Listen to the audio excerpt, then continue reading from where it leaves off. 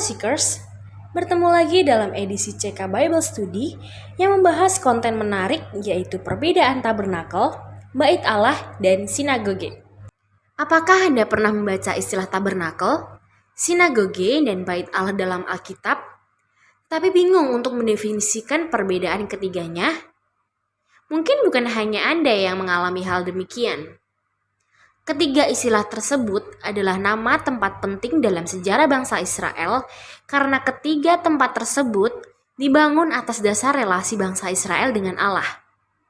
Meskipun demikian, ketiga istilah tersebut seringkali menimbulkan kebingungan bagi para pembaca atau pendengar. Mari kita simak lebih mendalam tentang ketiga istilah untuk memahami maksud Allah dalam setiap tempat penting tersebut. Yang pertama, tabernakel. Istilah ini pertama kali ditulis dalam Keluaran 25. Dalam perjalanan bangsa Israel dari Mesir menuju tanah perjanjian, Kanaan, Allah memberikan perintah kepada Musa untuk mendirikan kemah pertemuan atau tabernakel sebagai bukti kehadiran Allah di tengah-tengah bangsa Israel. Keluaran 25 ayat yang ke-8, dan mereka harus membuat tempat kudus bagiku supaya aku akan diam di tengah-tengah mereka.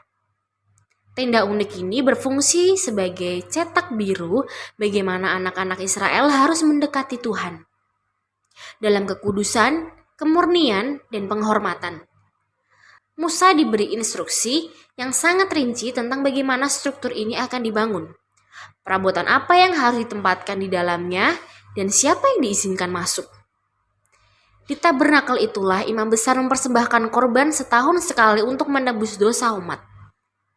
Kemanapun orang Israel bergerak melalui padang gurun, kemah suci akan bergerak bersama mereka.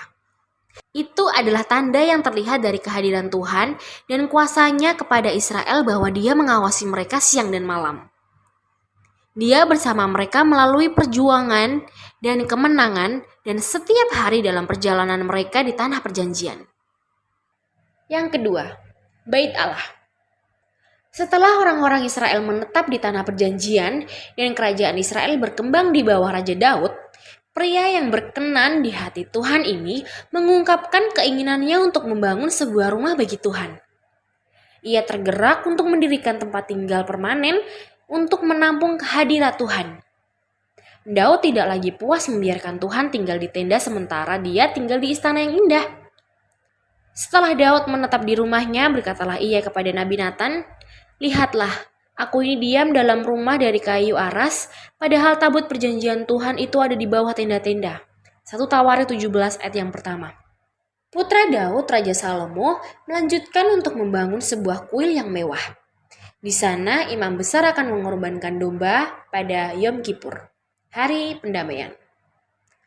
Kitab suci juga memerintahkan orang-orang Yahudi untuk menghadap Tuhan 3 kali setahun. Hari Raya Roti Tidak Beragi, Hari Raya 7 Minggu, dan Hari Raya Pondok Daud. Ulangan 16 ayat yang ke-16. Tentara penyerang atau tentara Romawi kemudian menghancurkan bait Allah. Kemudian orang-orang Yahudi membangunnya kembali setelah kembali dari pembuangan, hanya untuk dihancurkan lagi oleh orang Romawi. Melihat catatan Injil, sebelum tentara Romawi menghancurkan bait Allah untuk yang kedua kali, pada tahun 70 Masehi, kita menemukan Yesus mengunjungi bait Allah atau bait suci secara teratur. Bahkan sejak usia muda, dia ditentukan mendengarkan dan mengajukan pertanyaan di antara para guru. Lukas 2 ayat yang ke-46. Kita membaca bahwa dia berada di bait Allah bersama keluarganya untuk merayakan Paskah. Lukas 2 ayat 41. Ia membalikkan meja para penukar uang di bait Allah. Markus 11 ayat yang ke-15. Dan ia ditentukan mengajar di sana. Yohanes 8 ayat yang kedua. Dia bahkan menyembuhkan di bait Allah. Maka datanglah orang-orang buta dan orang-orang timpang kepadanya dalam bait Allah itu dan mereka disembuhkannya. Matius 21 ayat yang ke-14. Yang ketiga, sinagoge. Istilah sinagoge sebenarnya adalah terjemahan Yunani untuk kata Ibrani Beit Knesset, yang berarti rumah pertemuan. Ingat, Kitab-kitab Ibrani atau Perjanjian Lama diterjemahkan ke dalam bahasa Yunani 200-300 tahun sebelum Yesus. Itu karena bahasa Yunani adalah bahasa para sarjana di dunia Mediterania kuno. Sampai hari ini, sinagoge adalah tempat untuk berdoa, mengajar atau sekolah, dan komunitas, baik di Israel maupun dimanapun orang Yahudi tinggal. Sinagoge juga merupakan tempat pendidikan yang penting. Anak-anak Yahudi mempelajari hukum-hukum Yahudi dan teks-teks suci sampai usia kedewasaan tercapai. Namun yang terutama adalah tempat untuk berdoa. Dalam Yudaisme, doa dianggap sangat kuat dan orang-orang Yahudi memiliki doa-doa tertentu yang harus diucapkan setiap hari.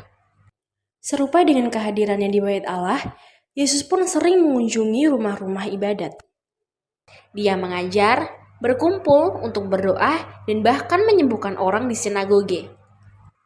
Sebagai orang yang percaya kepada Yesus Sang Mesias, firman Tuhan selalu memberikan makna bagi hidup kita. Jadi, istilah dan tempat ini juga menjadi model bagi kita orang percaya. Penulis Ibrani memiliki banyak hal yang dikatakan tentang tabernakel dan bayangan yang diberikan tentang imamat yang lebih besar yang datang melalui Yesus Mesias kita.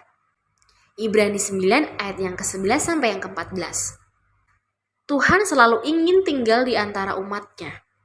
Raja Daud menyanyikan bahwa Allah bertahta di atas puji-pujian umatnya. Mazmur 22 ayat yang ketiga. Sejak awal penciptaan, Bapa menginginkan agar umatnya membawa hadiratnya, menjadi pembawa kekuasaannya dan otoritasnya. Putra Allah memanifestasikan kerajaan Allah di bumi.